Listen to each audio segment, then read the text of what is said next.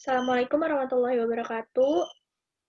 Perkenalkan, kami dari kelompok 7 ingin mempresentasikan tokoh Charles Edward Spearman. Perkenalkan, saya Milenia Ramadhani.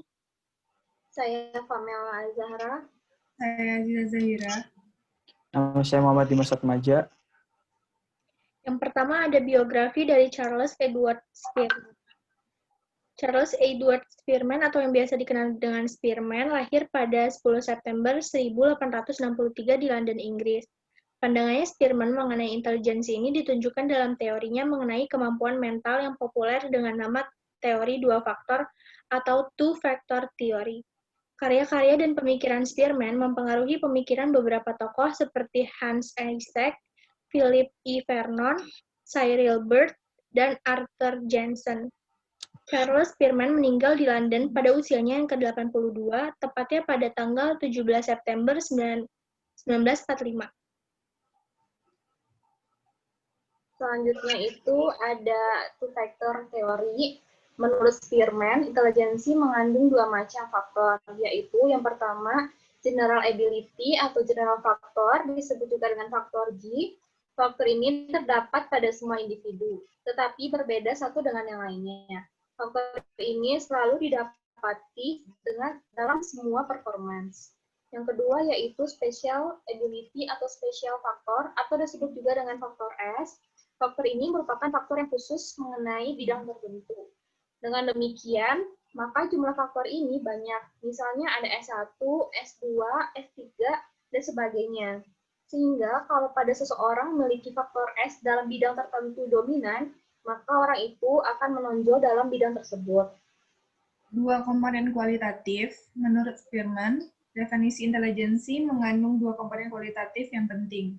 Yang pertama yaitu komponen edukasi relasi atau education of relation, kemampuan menemukan suatu hubungan dasar yang berlaku atau terjadi di antara dua hal yang dipaparkan. Contohnya, menemukan hubungan yang terdapat di antara dua kata pandai dan pintar.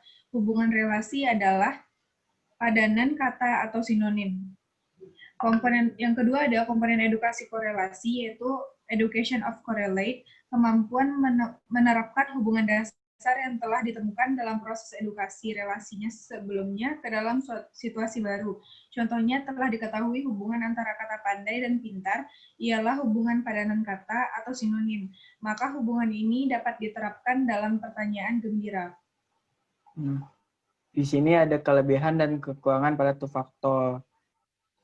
Yang pertama ada kelebihan. Two-factor theory ini memiliki basis riset atau penelitian yang mendukung. Kedua, intelijensi atau kecerdasan umum menurut Spearman ini dapat terukur dalam tes intelijensi.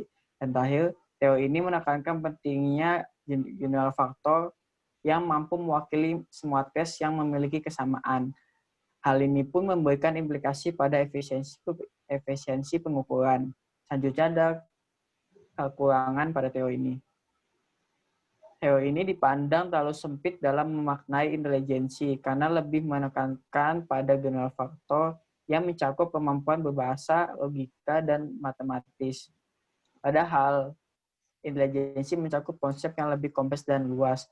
Terakhir adalah kurangnya perhatian pada special factor atau intelijensi yang bersifat spesifik pada masing-masing individu. Sekian presentasi dari kelompok kami, kurang lebihnya mohon maaf. Wassalamualaikum warahmatullahi wabarakatuh.